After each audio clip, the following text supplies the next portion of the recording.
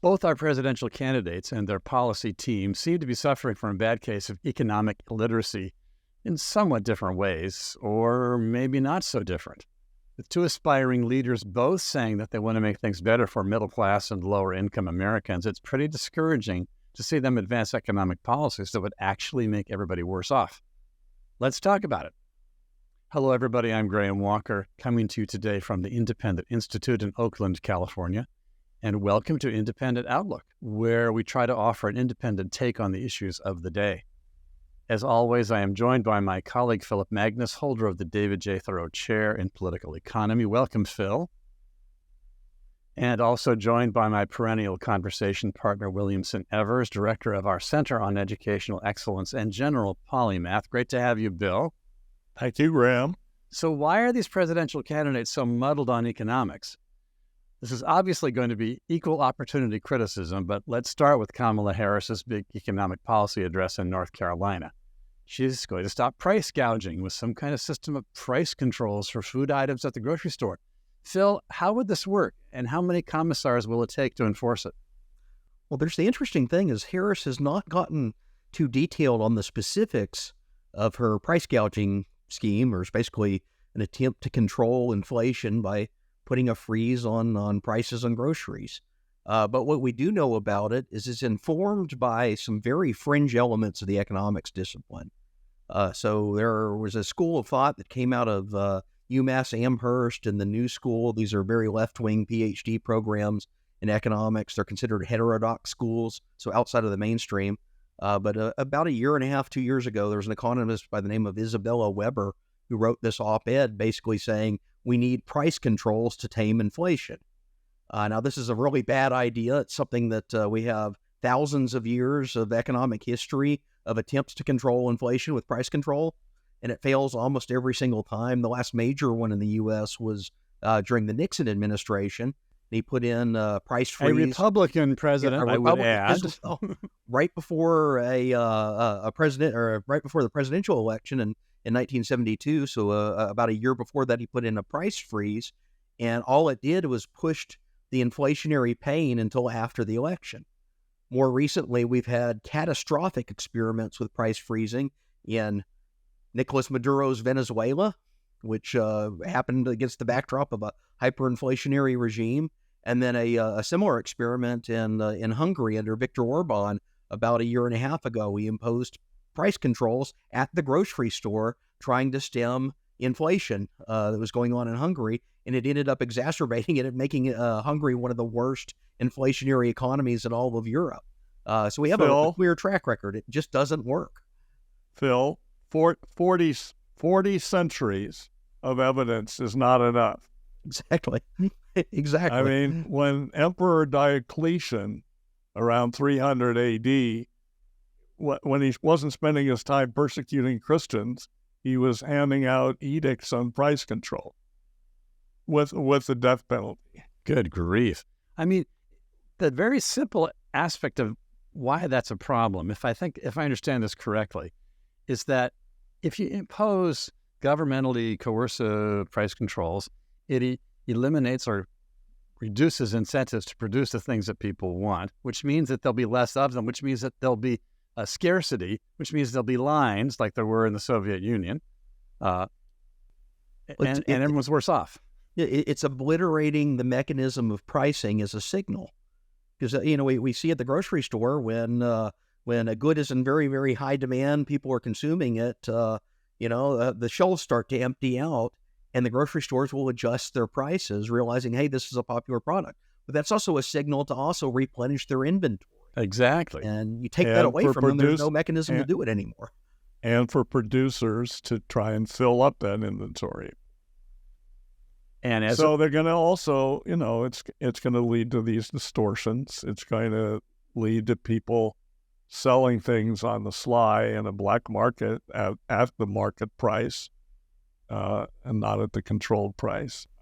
And there's the question. It was denounced on the editorial board of the Washington Post. Oh, exactly. Plus, they followed up by publishing a scathing op-ed piece. So this is not receiving acclaim of any sort. Yeah, even Jason the center Foreman is Jason denouncing it. Foreman, the head of the Council of Economic Advisors under Obama, he said, there's no real upside and there's plenty of downside. What I don't understand is exactly what mechanism is, in an imaginative sense, going to be used to coercively enforce it. I think they're going to use the Federal Trade Commission, Uh-huh. and they're going to look at profits and stuff like that. And of course, it's ridiculous because the grocery industry has some of the slenderest margins of any industry 1 to in 2% the margins. country. Right. So it's rhetorical. We did something. Mm-hmm. But they hope that they've done something dramatic. Nixon, it was the same with Nixon. And it's not that the people in the Harris administration don't know that this is not going to work. They actually know it. Or, I don't know, some of them, like these fringe people that Phil is talking about, may not. But anyway, plenty of people around Harris and around the White House today know this is not going to work. But they want to do something that punches through to the public, that public is discontented at the high price of groceries. So this is their thing, and they're counting on the public not to remember Nixon and not to remember price controls on energy during the Nixon administration, and not to really know the sophisticated aspects of what price controls effects are going to be. They'll see it pretty soon if it ever gets enacted, but for now, I'm going to get elected, then we'll deal with the problem. If there were a regime of price controls of this type, I'm sure that various industry groups would lobby for special exceptions, and they would bring political pressure to bear and bring extra money into the politics to get their special exceptions so that they wouldn't be under the coercive. That invites a whole bunch of cronyistic manipulation, doesn't it, Phil? Well, you see this at the grocery stores. The firms that are going to be least affected by a price control scheme nationally are going to be the large multi-store chains. The Krogers of the world are basically, they have some slack to absorb some of the negative adverse effects of price controls. Whereas the local grocery store that only has like 1 or 2 shops, they're operating on a much tighter margin usually. And this is going to be probably where the effect is felt the strongest. So you've got a policy that they're proposing that automatically, even within the price-controlled industries, creates winners and losers comparative to each other, and no real thought about how that's going to play out on the Harris side. Again, I think it really does come back to the fact that she is over-reliant on some really fringe economic thinkers. These are the same people that, a year and a half, 2 years ago, were responding to the inflationary surge. Inflation was going up, and they were saying, this is just because the corporations suddenly decided to get greedy. It's corporate greed that's driving inflation, which goes against all that we know about mainstream monetary economics.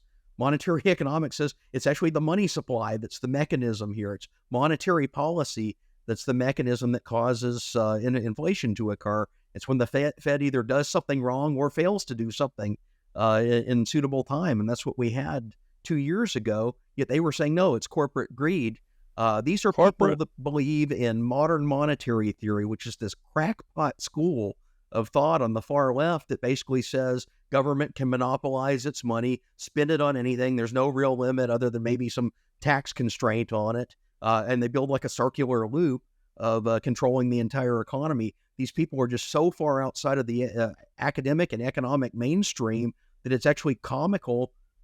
Kamala Harris is relying on them, and yet that's what we're seeing. It's magical monetary theory. That. I know. I like that. Comical Kamala. It's a little bit of a tongue. Comrade it's a bit Kamala of a tongue twister. Comrade Kamala, yeah. Well, of course. I just, it's crazy stuff. Well, so we've been talking about trying to control prices on food and stuff like gasoline and so forth. Bad idea, clearly. But hey, we're all familiar with rent controls, right? We know rent controls are great. And so she just wants to expand them, nationwide and make them federal? Is that the deal with the rent control part? That's what it seems to be. expand them nationwide, make them federal and rent control, while also heavily subsidizing the demand side of the housing industry. It's confusing. Well, she also is, so the one point is that, to back up something Phil said about money supply, corporate greed is the same all the time, just like consumer greed is the same all the time. Because human nature is the same. Right. It's the money supply that's changed here. It's the expansion of the money supply connected to government activity and in response to the lockdown. So one bad government activity led to another, which has now led to this. So as far as rent control goes, she's also attacking corporate landlords versus mom and pop landlords. She's attacking algorithm-based rent increases. There's no evidence that corporate landlords are somehow more exacting, or they're all subject to the rental market, which is an open market. There's no evidence that algorithms are causing some sort of problem. This is just reaching, again, for something to do, trying to mobilize envy, trying to mobilize against things that people don't actually understand, like algorithm-controlled rent. And, it may work for her politically, but it's certainly unsound. Well, it reminds me of President Biden's gambit previously, where he tried his darndest to get comprehensive forgiveness of college student loans. And, it was illegal. And courts blocked most aspects of it. No, they're not blocked. They are continuing a mile a minute, even though courts, they have another whole plan that they're going to push through before he leaves office, even though the courts have knocked down each previous one. And by the way, not only that, so they're advancing all this money possibly to people who aren't creditworthy to buy first-term houses. And then what are we going to have? Mortgage forgiveness? I mean, right. They are getting, not only are they going to push up the price of new housing, just like tuition grants push up tuition costs. I was thinking of the parallel there, Not only are they going to do that, but they're going to have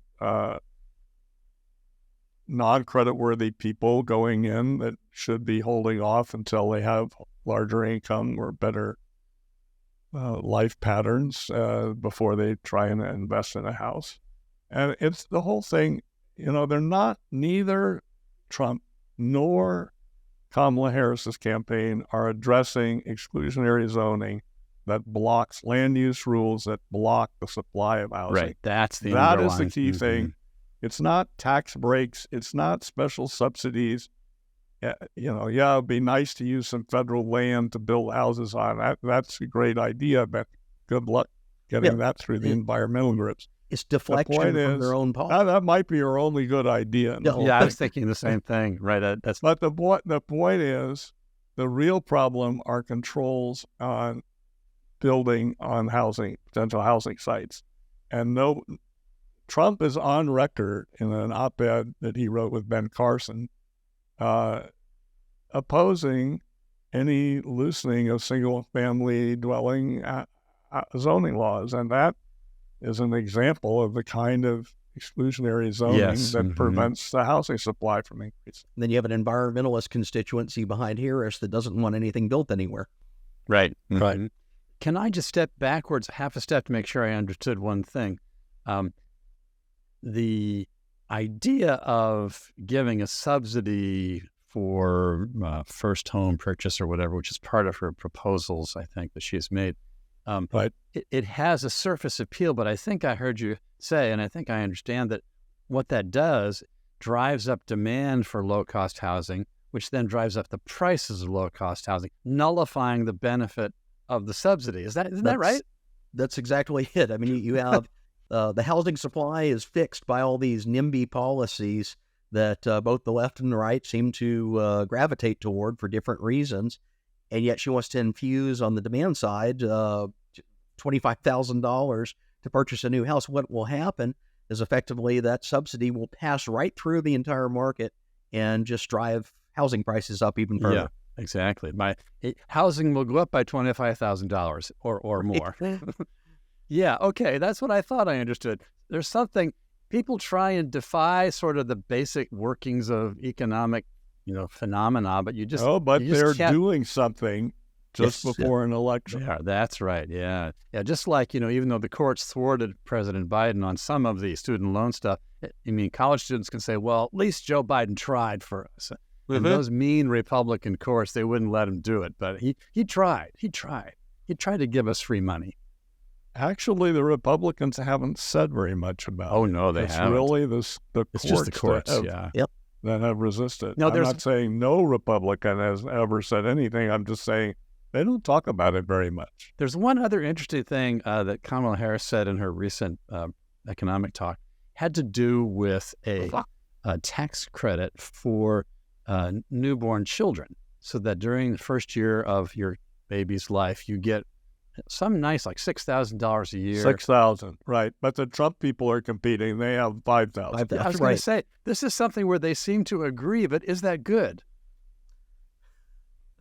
Well, we're always against taxes, so there's something. But of course, if it distorts things, it's not so good. Yeah. I can't get too worked up about this, except that it's weird that you're having competitive bidding over children.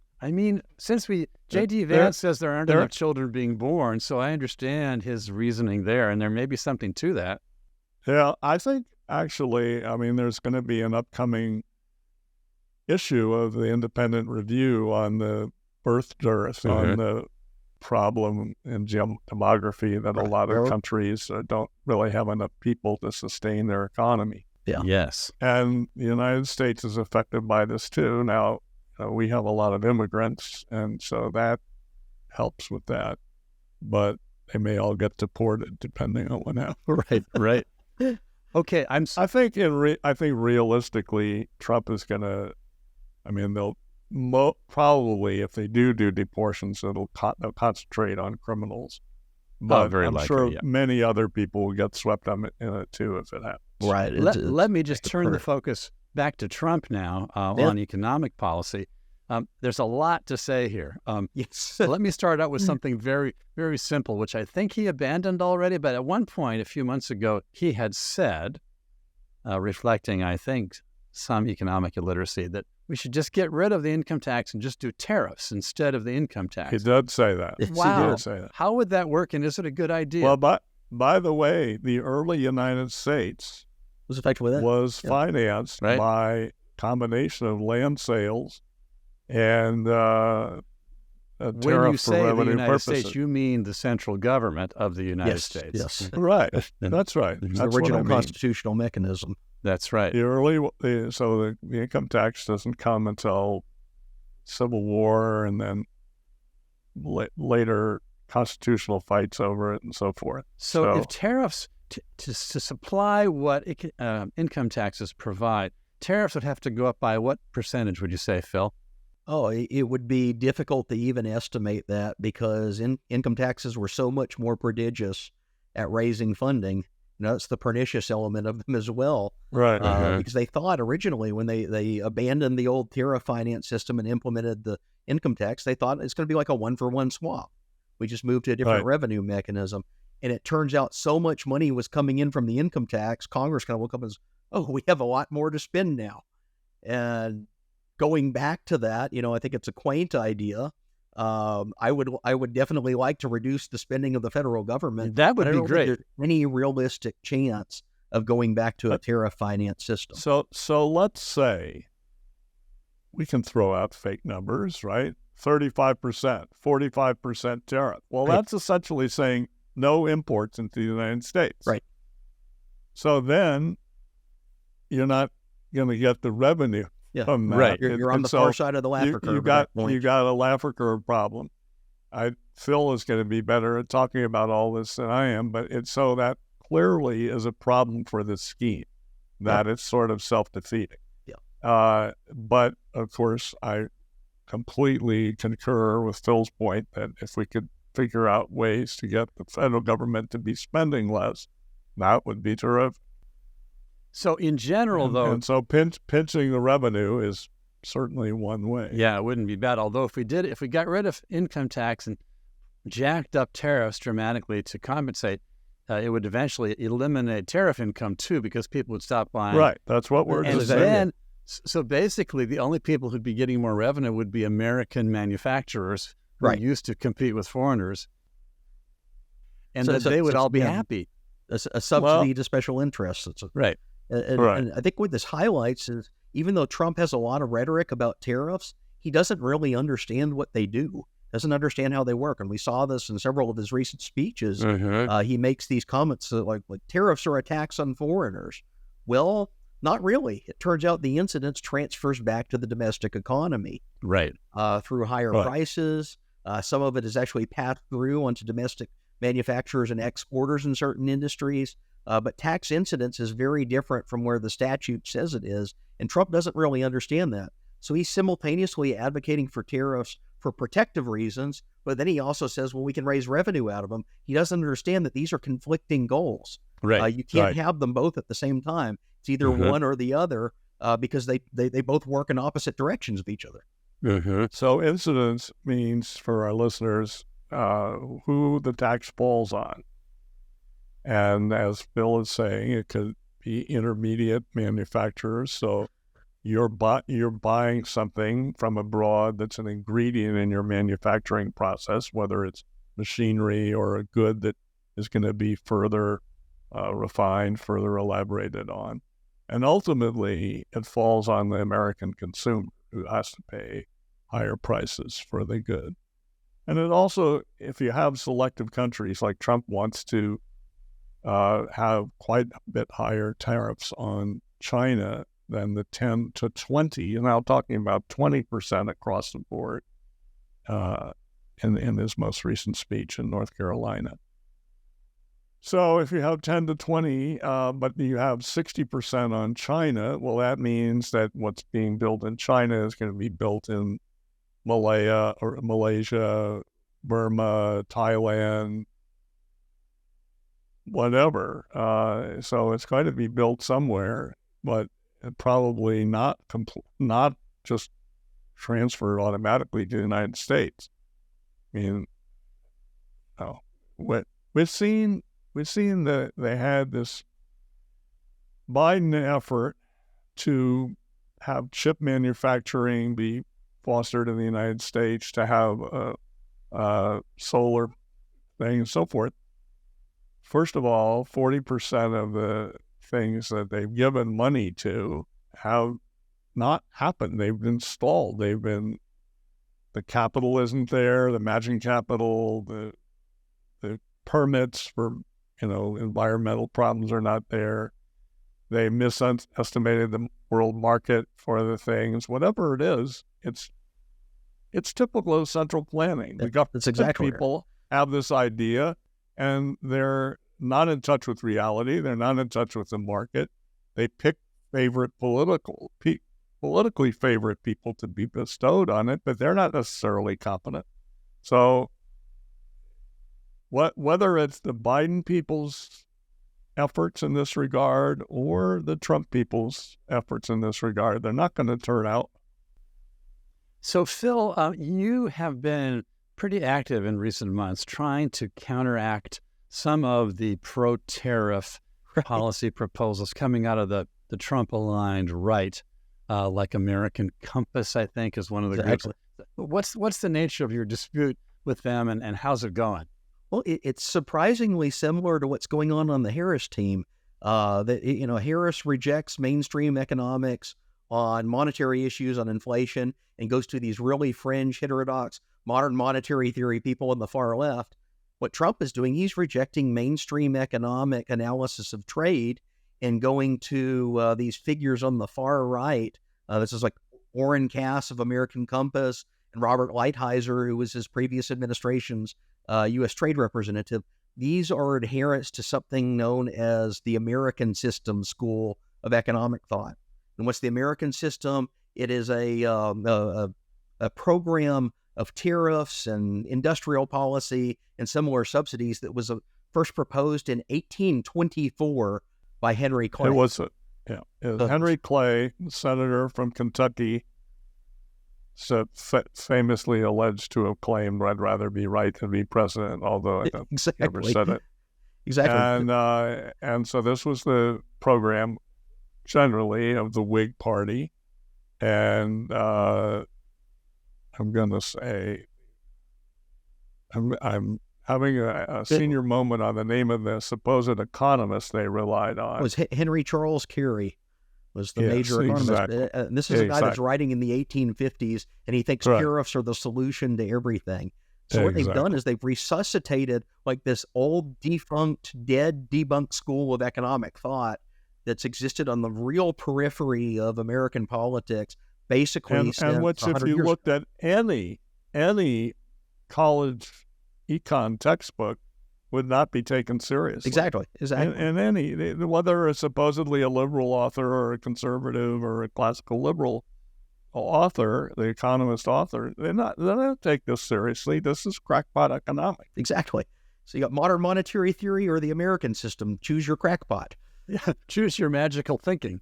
Yes. But of course, to be clear, Phil, the reason you reject the resuscitation of the American system ideas of tariffs and so forth is not because it's old, but because it's false. It doesn't work. Correct. So it's the same thing as price controls. We have centuries of evidence price controls don't work. We also know that tariffs don't work. The most famous economic event of the 20th century was the Great Depression. And when that broke out, when the stock market collapsed in 1929, the protectionist faction in Congress thought, hey, we're going to insulate the American economy with tariffs. So there's a mad rush to erect tariff barriers around the U.S. economy. They passed the Smoot-Hawley Tariff Act. They were invoking Henry Clay on the floor of Congress, saying, this is what we do to counter recessions. It was the stimulus package that Henry C. Carey recommended in response to the Panic of 1857. So they tried to replicate it in 1929, 1930. They passed this measure, and it's one of the most disastrous economic policies in modern history. It causes a certainly collapse. Exacerbated and prolonged the Depression. Yes, yeah, no doubt, Absolutely. And similar behavior in Europe didn't help things either by countries there. Yeah, tariffs beget tariffs, it seems, in the international sphere, as I have seen over the years. One interesting thing, I don't know if you guys saw this, but in the Wall Street Journal recently, Ro Khanna, the former Democratic congressman from the Silicon Valley area, published this piece where he says, I differ with J.D. Vance on industrial policy. And he's criticizing Vance for being too much in favor of so-called industrial policy, which is central government coordination of industrial activity. I thought that was pretty fascinating, that even he, although his views are a little different from yours, Phil, even he is arguing against the Trump tariff industrial policy approach. Yeah, well, I mean, actually, just to add on, Harris has criticized Trump's protectionist policies as too protectionist, despite the fact that the Biden people have kept all the import restrictions on China and even added to them. I mean, but she has claimed to be a free trader more than Trump. It's in a way of a piece. I'll let you talk in a second, Phil. But in a way, it's a piece of the supposed claim that we saw from Tim Walz the other day. I'm appealing to old-fashioned libertarian Republicans. What? He said in his speech in Nebraska. Anyway, I'm sorry. Go ahead, answer. I generally don't believe either of them. I kind of see this as a race to the economic bottom where you can pick your poison. Either you've got protectionist crankery on one side or modern monetary theory crankery on the other side, and you're actually having moderate voices in both parties are looking at this and kind of scratching their heads like, how did we end up taking policy advice from the outer fringes of the economic profession, both on the far left and the far right? Well, what's going on with mainstream dialogue consensus that we used to have? So you got this race to the bottom, and it's precisely because mainstream economic analysis, whether the free market variety on the right or the Keynesian variety on the left, is being excluded from the conversation in the service of these really fringe ideologies. It's a shame. I personally of course, I agree with Phil that these are both horrible. And to have the two parties, it's weird because they're rhetorically competing to sound, we're pro-liberty. No, we're pro-liberty. But on the other hand, we can give away special privileges faster than the other guy. Right. So it's, I personally think destroying money in banking is worse than excluding foreign products and services, but they're both horrible. Yeah, they're both bad. Okay, here's another subject on which the two candidates seem equally muddled or confused, which is to say crime or criminal justice reform. Seems to me that in previous election rounds, Donald Trump made something of a name for himself on being in favor of sentencing reform, eliminating mandatory penalties for various kinds of lower-level crime. He seemed to be big on that kind of thing, but then he's gone silent. And then on the other hand, Kamala Harris seems to be now playing up what she did as a prosecutor. Can you help me navigate this muddle? Yeah, a little bit. So, one thing was that Jared Kushner and Trump's daughter, Ivanka, were very interested in criminal justice reform. And there was also a group that was quite active at the time. This is during the first Trump administration, called Right on Crime, which still exists.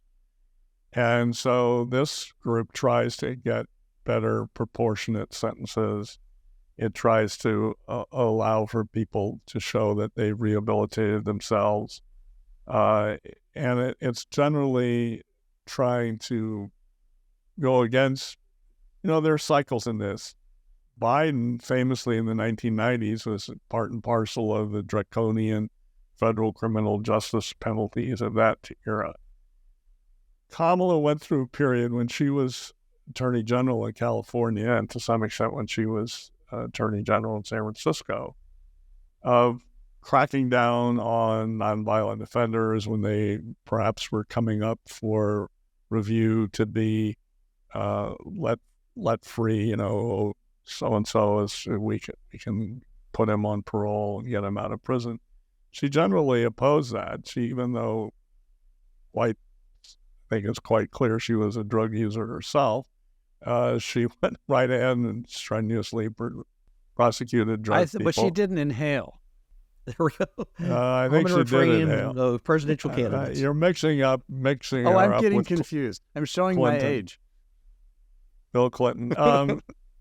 The most serious thing that she did as a prosecutor that's ugly in my view is in cases where prosecutors did not give proper discovery information about the background of the case to the defendant, and other things, police misconduct, where the Attorney General should say, well, okay, we screwed up, defendant, you go free. She wanted to push ahead with those, despite these bad behavior on the part of law enforcement. So I don't, she comes across as certainly blowing with the winds. If there's fear of crime, she's going to be cracking down on crime. That's exactly it. But so the weird thing is Trump, who used to tout his record, his pardons of people that were over-sentenced or, pardons. He's dropped that. You don't hear that in his speeches anymore. It's not part of his stump speech. It's not part of his ads. Yeah. Harris, who is trying to also straddle a thing, she's trying to say, I'm a prosecutor and Trump's a criminal. And they're trying to engineer it so that he's sentenced just before the election. And so I'm a prosecutor. I know this type, the criminal type. Trump is this criminal type. It was a very clever On the other hand, the Republicans are painting her as a, lax latitudinarian prosecutor who wants, criminals roaming the street. I think that's not an accurate portrayal. On some things, she was not as tough as she. In other words, on bail laws, on letting people out, helping people who have been rioters in Minneapolis in 2020 get out of jail. Many of whom, she raised funds for them, basically. Yeah, went on to commit horrible crimes. That shocked me. Yeah, she wanted to raise. So they have the Republicans have a point on that she has been lax there. But I think she was. I think it would be not wrong to call her even an authoritarian prosecutor when she was holding office in California. A corrupt prosecutor. I mean, that was corrupt in what sense? Well, in the sense that she would manipulate evidence, she would use the rules of basically bringing charges to try to bludgeon people into either pleading guilty by overcharging them. There were also so many examples of petty charges that were clearly abusive. So like she was going after parents for truancy. Was the right? She wanted to jail parents for truancy. Wow. I wouldn't say that a lot that happened particularly, but that was part of her program that she wanted to do. So to counterbalance that kind of thing for their children's truancy, right? Their children's truancy, right? Not their own. But to counterbalance that kind of error requires a certain finesse in making the case, which I don't think Donald Trump seems to be demonstrating these days. And his own record on criminal justice reform, he's gone silent on what was one of his apparent strengths. So I'm not confident that we're going to get clarity out of this subject. Right, because he has rhetoric. I think when he visits black audiences, I think he does sometimes bring it up, but it's muted. It's muted, right? Both candidates. Go ahead, Phil. Yeah, he's basically backed himself into a corner because he's trying to make this case against immigration on the grounds that immigrants are driving some sort of a crime wave, which is a misdiagnosis of the statistics. But nonetheless, it's a powerful rhetorical point he keeps appealing to. And you can't project a massive crime wave that you want to blame on immigration on one hand, and at the same time maintain that you're like the candidate of criminal justice reform on the other. Mm-hmm. It's tough. In economic matters, to some degree on crime and other things, both candidates seem to be looking opportunistically for ways that power of the central government can be expanded, enhanced, and redeployed. And of course, the extreme of that in our day is what's going on in Venezuela, where the power of the central government was pushed to a max far beyond what either of our candidates seems to be proposing, thank goodness. I'm worried about what's going on in Venezuela. Maduro apparently lost, but claims he didn't. And there are a lot of people trying to justify or legitimize the Venezuelan dictatorship. You wrote a fascinating piece recently, Phil, on that. Can you tell us what that's about? Well, this basically goes back to about 25 years of Venezuelan history. If you remember, before Nicolas Maduro, his mentor, the person that put him in office, was this character by the name of Hugo Chavez. Chavez was a Marxist revolutionary who attempted to wage a coup d'etat in the 1990s to seize control of the Venezuelan government. He failed and went to prison for that. But then as soon as he gets out of prison, he re-strategized and put together a political coalition and won an election to become president of Venezuela. And basically from that point forward, every subsequent decision he made was to further entrench himself and make sure he could never be voted out of office. Well, and just to clarify, his political party was called the United Socialist Party. Exactly. It's overtly Marxist, very, very far left-wing. But in the mid to late 2000s, Venezuela's economy was not yet suffering under the full repercussions of the policies he had implemented. They were coasting on oil wealth. Gas prices were up, oil prices were high, and they were basically just extracting this resource that they've been endowed with out of the ground and using it to subsidize all these little socialist pet projects and schemes of Hugo Chavez. And in 2007, he had this idea. He called it the Bank of the South. And what he was trying to do was to get a coalition of other Marxist leaders in South America to break away from the World Bank and the International Monetary Fund. And they got together and they signed an agreement, and they were going to use Venezuela's oil wealth to basically subsidize leftism under the name of economic development, and ensure that none of these dictator types ever went away. So you had Evo Morales in Bolivia on board, Lula da Silva, who's unfortunately back in Brazil in power, but was also one of these signatories. And then you had the Kirchner regime in Argentina, basically the Peronists that Javier Milei booted out of power by defeating them in an election. But it's all the left-wing cronies of Latin America got together in Caracas. They signed this agreement to have this breakaway bank from the World Bank and IMF, and they get Nobel laureate economist from the United States by the name of Joseph Stiglitz to come down there and give like his stamp of approval to this thing. He's so pretty famous. Very famous economist on the left. He served in the Clinton administration. He himself was the former head economist of the World Bank. So him giving the stamp of approval to Hugo Chavez's scheme is seen as a big thing, and it legitimizes it in the eyes of the international press.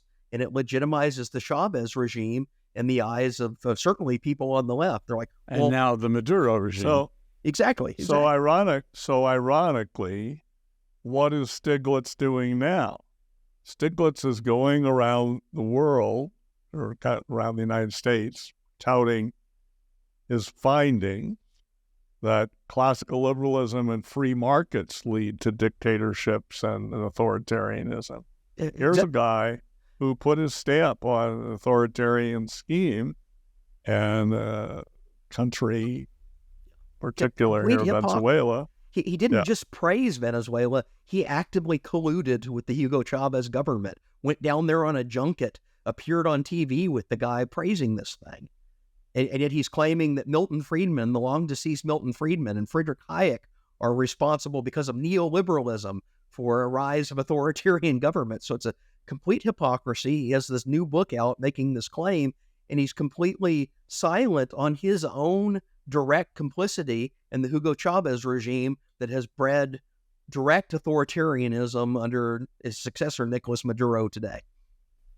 And to overcome his election loss, Maduro is resorting to even more draconian measures, it seems to me, including dramatic restrictions on the press and social media communications. It's interesting also because the mass movement involving millions of people who oppose Maduro. Remember, the anti-Maduro candidate won 2/3 of the vote.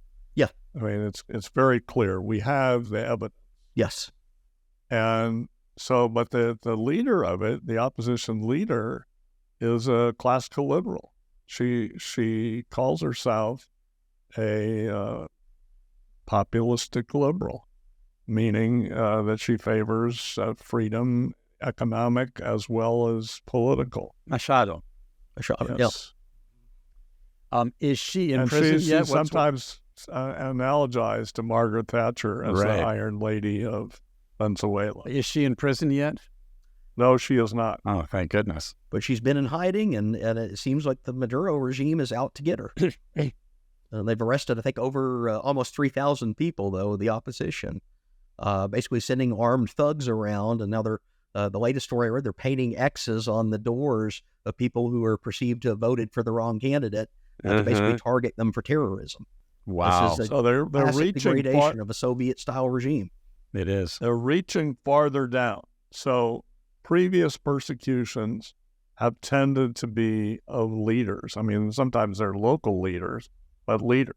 Now, if you have something adverse to the regime on your cell phone, or if there's reason to believe you voted against Maduro, they will put you in jail or beat you up. And of course, dissent is the huge threat. And in this era, unlike previous eras, there's a whole new set of dissent tools and social media and so forth, which apparently he's cutting off access to social media too, lest people talk to one another and disagree with him. Cut off access to social media. And he's also redirecting people to use these government apps that used to be like reporting like a power outage or a utility break to now spy on your neighbor. Right. There's snitch apps. Snitch apps, basically. And you want all that controlled by the government, just like the state media. He squeezed out private media and taken over media made it essentially a television channels and newspapers of the state regime that are all there to do propaganda to prop him up. So it's just a classic descent into totalitarian atrocity. So I think there's unfortunately a very dark period of Venezuelan future ahead if he remains in power much longer. What's pretty interesting is that there is widespread, revulsion against his cutting down on freedom of speech and social media access and so forth. And yet at the same time, in Europe and the European Union seems to be proposing new restrictions on social media communication and so forth in the name of, the good old fighting disinformation. Right. It's not as bad as the Maduro thing, but isn't it kind of the same genre of thing? It is, and this came particularly to the fore. It was highlighted by the fact that one of the administrators, one of the commissioners that deals with this in the European Union, wrote a letter to Elon Musk shortly before Musk was due to interview Donald Trump, saying, "Don't you dare do this. Whatever Trump will tell things that are untrue. Trump will exaggerate. Trump will be disruptive. Trump will lead to riots by something that he says. And therefore, we condemn you." And I believe Trump, of course, Trump went ahead and did the interview. Musk did it with him. And Musk also replied to this letter with an expletive. Yes.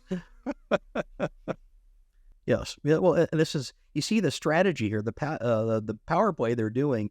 These are people that claim to be government officials of the European Union, but they're trying to project their regulations internally onto other parts of the world. They're saying this interview that's occurring in the United States, that's about the United States election.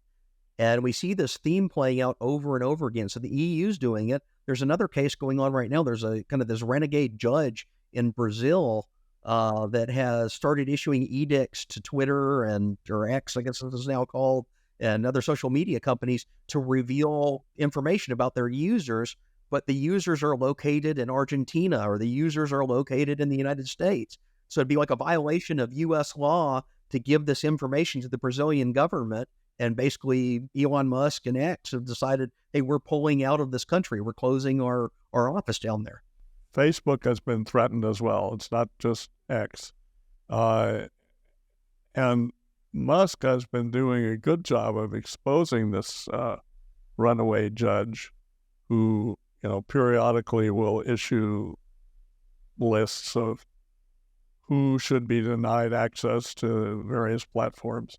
Another fascinating thing is in Sao Paulo, the biggest newspaper has been running a series of articles by Glenn Greenwald. Right. And Glenn Greenwald has gotten access to the internal communications of this judge and showing how he's instructing the authorities to gin up problems so that he can target certain providers, certain people that are posting on these platforms and deny them access. So it's a really fascinating thing that's going on. I have to give Musk a lot. I mean, I don't want to give Musk credit for being right on everything or something like that, but when it comes to free speech, the guy is a real fighter. Yep. Yeah. And there is a kind of very valid slippery slope argument. I mean, the EU is not turning into Venezuela, and yet, as they begin to adopt these kind of things with popular support, I don't see any logical stopping point. Right. And it's fostering new types of legislation. So I think there are some bills that are coming up in Germany that are going to authorize more police action on social media posts, even though it's outside of the EU, but the United Kingdom, they've had this crackdown on what they call hate speech online. And this is stuff that a lot of it's truly reprehensible. It's truly racist, vile speech, but it's not violent. It's something we should condemn, but they're saying, oh, well, you said some hate speech online. Now we're going to sentence you to a year in jail, which kind of defeats the whole purpose of having free speech protections is, First Amendment rights in the United States and free speech abroad. The premise here is that obnoxious, terrible speech is nonetheless tolerated under that out of the values of a free and open society. It's not something we criminalize, because if we start criminalizing that, it is a slippery slope into regulating other types of speech that are valid. So we see this going on in England very prominently. The Labour Party is pushing this because they're pointing to the riots that have been taking place. Riots, I guess, triggered by fears of immigrants. And but anyway, they're trying to control speech. Again, it's in the name of stopping hate and stopping disinformation. And I would add that Tim Walz has also been part of this, saying that hate speech is not free speech. Actually, under the Constitution, it is. And the Democrats in general, and I say there's a certain number of, I think it's some Republican senators who also want to have government control of disinformation. So this is a case where there are people, some of them quite prominent in both parties, wanting to have some kind of supervisor of speech and postings and information. Yep.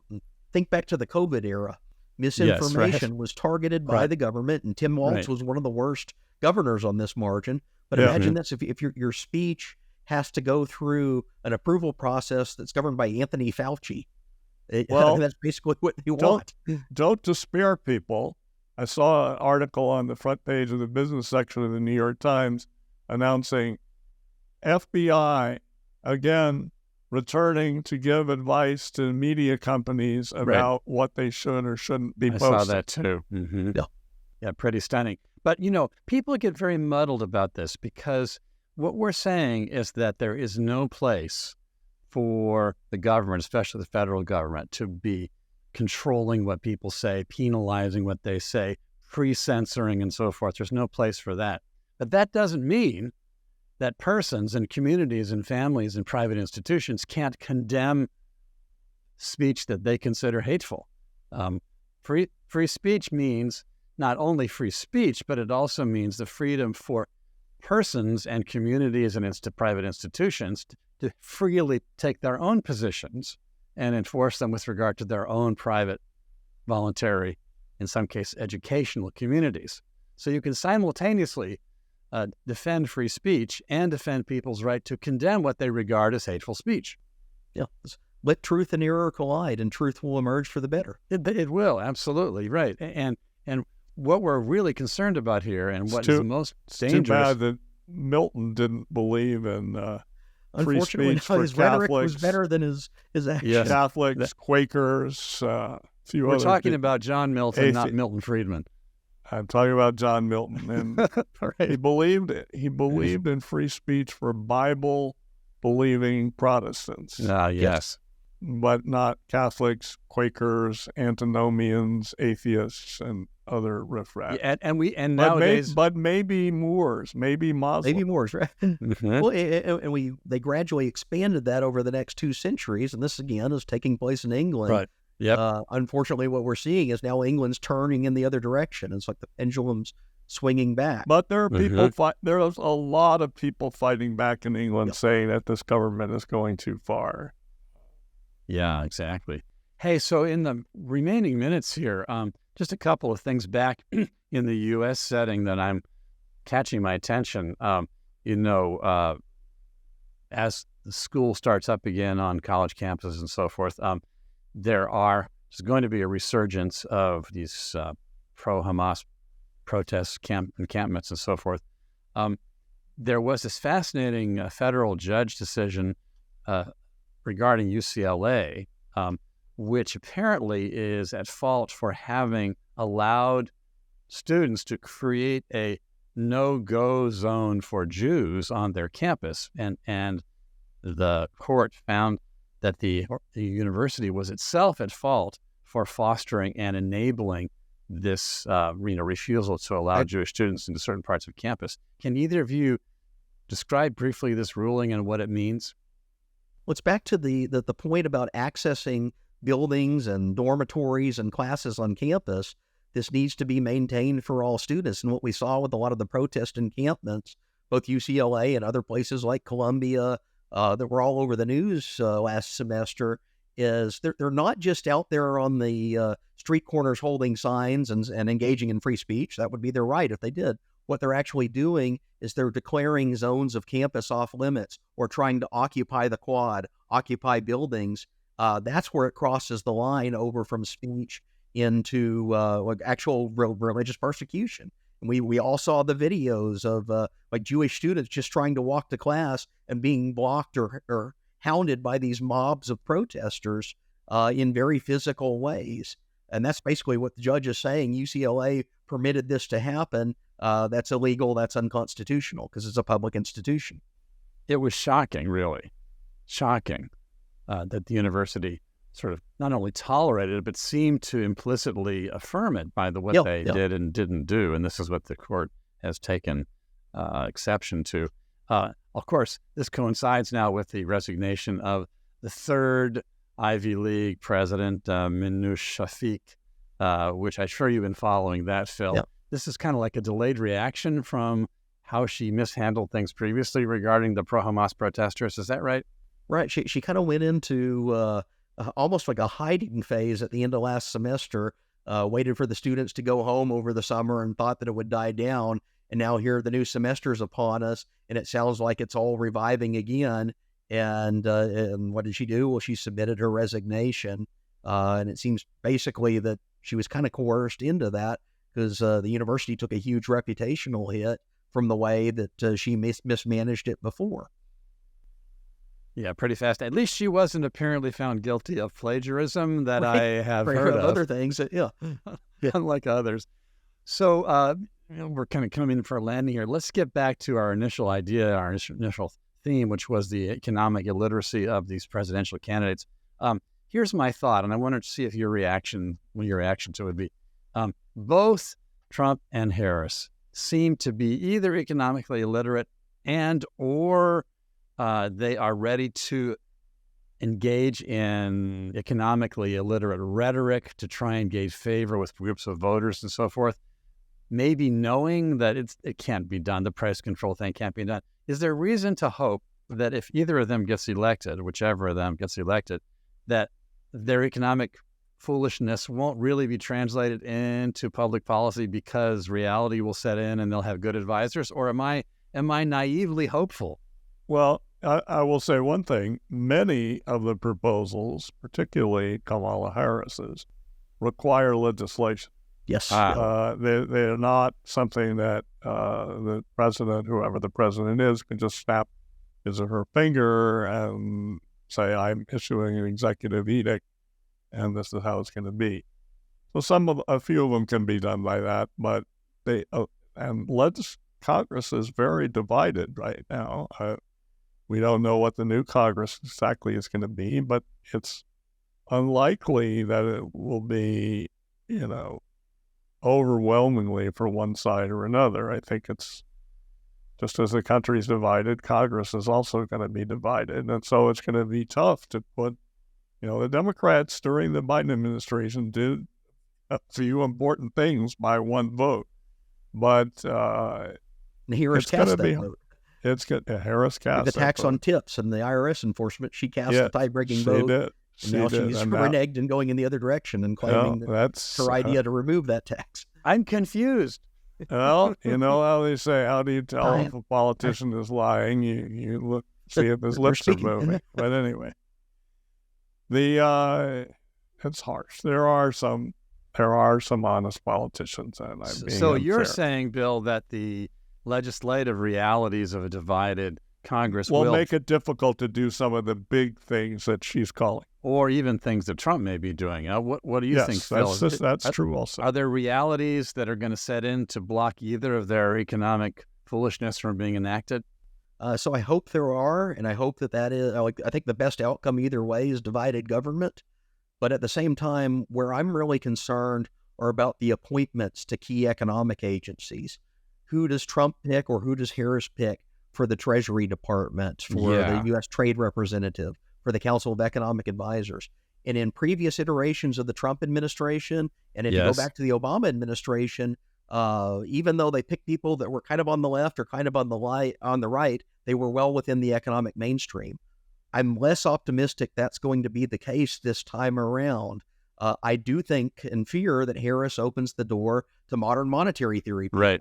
I think and fear that Trump opens the door and puts someone like Robert Lighthizer in the Treasury Department that would just use it to foster protectionism. So that's the real risk here, and that's where I think we need congressional oversight of exercising the confirmation process. That might be the backstop of getting a crackpot on either the far left or the far right into a key economic position, which could be pretty disastrous. In effect, so I would say also, though, when I was offering my hopeful thought that Congress might block things, in the case of tariffs and the level of tariffs, the president is given by statute a lot of discretion. And so, of course, it would be nice if Congress would take that back. Not that they would exercise it wisely, but still, it seems too extravagant to put such discretionary power in the hands of one person. Mm-hmm. Yeah, that's so true. Well, in a way, what you're saying, Phil, about potentially the appointment of magical monetary thinking and so forth into putting advocates of those ideas into place, you're kind of telling us that ideas have consequences. And what goes on in the faculty lounges eventually works its way to presidential appointments, and it's worth paying attention to these problems, which is why we're so grateful to have you doing your work, Phil Magnus. And I would invite our friends around the country and around the world, visit our website, independent.org, check out some of the things that Philip Magnus has written on these topics, and things that Bill Evers has done as well on our website. We have a lot of information for you that we think will counteract some of the really bad ideas that are out there in the world. We're trying to do our little bit on today's conversation, but there's more for you on independent.org. Final word from Bill Evers and then from Phil Magnus. I have to say that the politicians are engaged in an orgy of bad thinking. I'll say. That's for sure. Final word from Phil. Absolutely. It's a race to the economic bottom. I think the unfortunate implication of that is no matter who wins the election, we're all going to lose on some margin. Yeah. Sad to say. Okay. Well, we're doing our best here, and we invite our friends to keep in touch with us. Thanks for joining us for Independent Outlook. Take care, everybody. Bye-bye.